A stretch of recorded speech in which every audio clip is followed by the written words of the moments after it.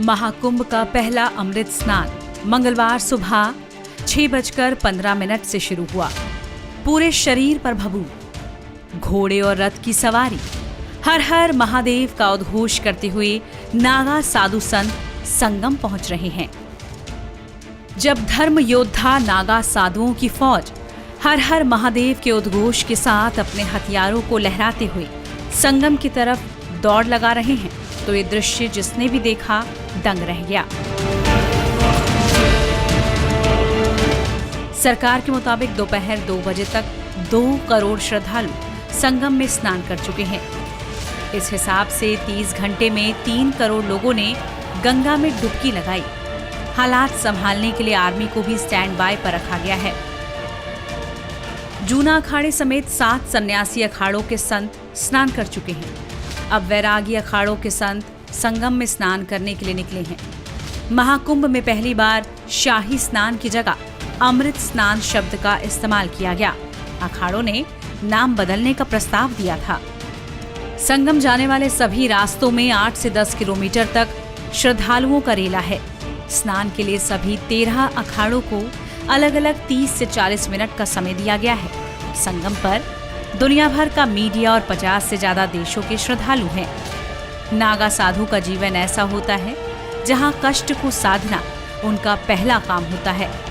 हठ योग से लेकर तमाम तरह से साधु स्वयं को तापते हैं। नागा साधुओं के बारे में बता रहे हैं नागा साधु प्रमोद गिरी महाराज। हम नागा लोग हैं, ये सन्यासी नागा है। हमारा तो जो है ये युगों से तपस्या करना हमारा कर्म है। हम करते आए हैं, हमारे गुरु पूर्वों ने करते आए हुए उस परंपरा को लेके हम भी आगे बढ़ रहे हैं और करते आए हैं और करते रहेंगे। हाँ, अभी भी कर रहे हैं।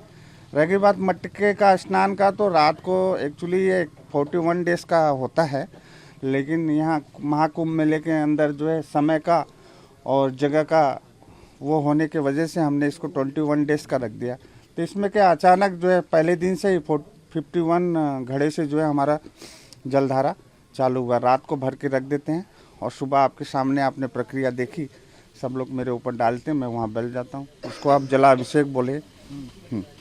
इस प्रक्रिया के बारे में बताइएगा। और क्या घड़े बढ़ते रहते हैं जी की प्रक्रिया में? घड़े बढ़ते हैं, एक दिन 3 बढ़ते हैं, एक दिन 2, एक दिन 3, एक दिन 2। अभी आज 61 घड़े थे। हाँ, ऐसे ही जब 21 दिन पूरे हो जाएंगे तो कितने घड़ों से आप? 108 घड़े जी। और ये जो है लोक कल्याण, जन कल्याण के लिए हम करते हैं और करते रहेंगे। हमारे बाबा जी, यहाँ फोकस मारिए। अब हमारे बाबा जी जहाँ मैं रहता हूँ बहुत ही सिद्ध पुरुष थे उस समय में। 65 साल हो गया इनका समाधि लग करके महाराज जी का। आज भी सिद्ध पुरुष है, इनके नाम का डंका बजता है उस क्षेत्र में, हमारे राजस्थान में। तो उस जमाने में जहाँ कुछ नहीं मिलता था, बड़े बड़े बाल्टे से स्नान करते थे। गाँवों से लोग आ जाते थे, कुछ बच्चे उनके नाती पोते मेरी सेवा में यहाँ रहते हैं, उनके दादा महाराज जी को जो है बाल्टे भर भर के देते थे और सुबह 4 बजे स्नान करते थे। उस समय की बात है। तो ये गुरु परंपरा है हमारे सन्यासियों का, जिसको हम लेके चलते हैं।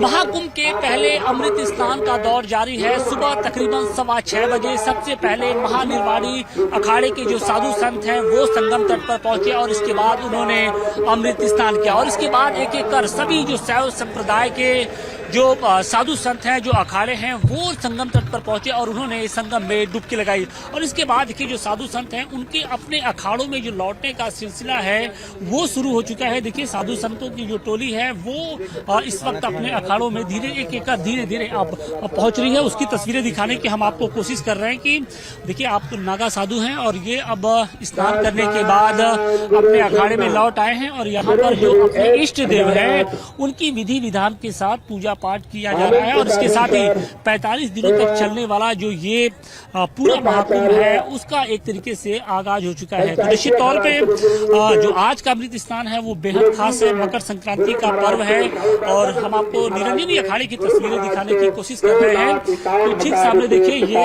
52 फीट की एक धर्म ध्वजा है और इसी धर्म ध्वजा के नीचे भगवान इनके इष्ट देव है उनकी स्थापना की जाती है। और उसके बाद अमृत स्नान के बाद ये सबसे पहले जो नागा साधु होते हैं, जो अखाड़े के साधु संत होते हैं, वो यहाँ पर पहुंचते हैं और उसके बाद उनकी पूरे तरीके से विधि विधान के साथ पूजा पाठ की जाती है। हमारे साथ कुछ नागा साधु हैं, उनसे भी हम बात करेंगे।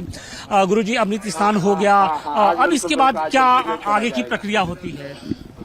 हर अखाड़ा अपने देवताओं और निशान के साथ संगम पे अमृत स्नान करता है। अमृत स्नान करके देवता पुनः अपनी मंदिर में स्थापित हो गए हैं। देवताओं के निशान भाला जो हैं वो अपनी जगह पर स्थापित हो गए हैं।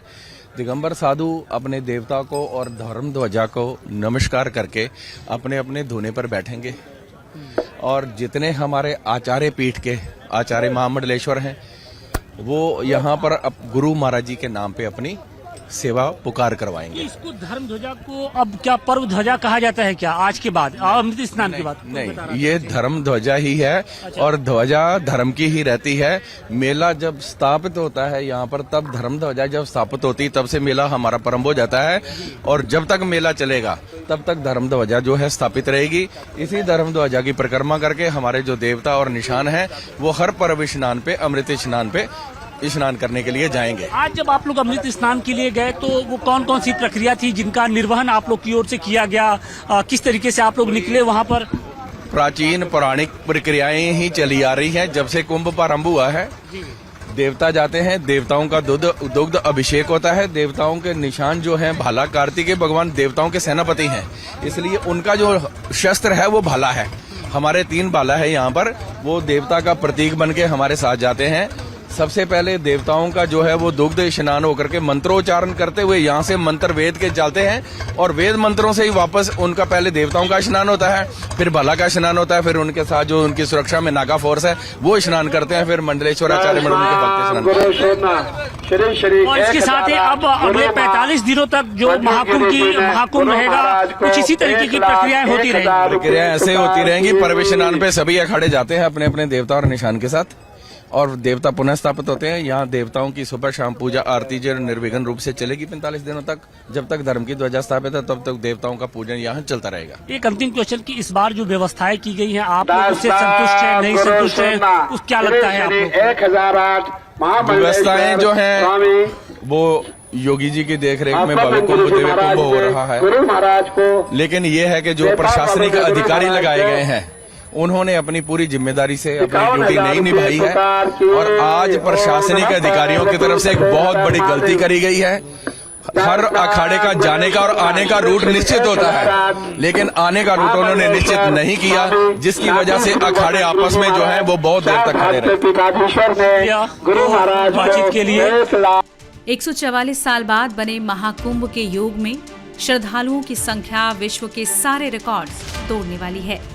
महाकुंभ के महावैभव को दर्शाने के लिए जो शानदार इंतजाम योगी सरकार ने किए हैं, इसकी तारीफ दुनिया भर में हो रही है। सनातन की समग्रता का प्रतीक महाकुंभ का महावैभव पूरे विश्व में फैल रहा है। कुंभ और नागा साधु एक दूसरे के पूरक रहे हैं। ऐसे में नागा साधुओं के इस हर्ष दौड़ के विहंगम वीडियो के साथ आपको छोड़ दिए जाते हैं।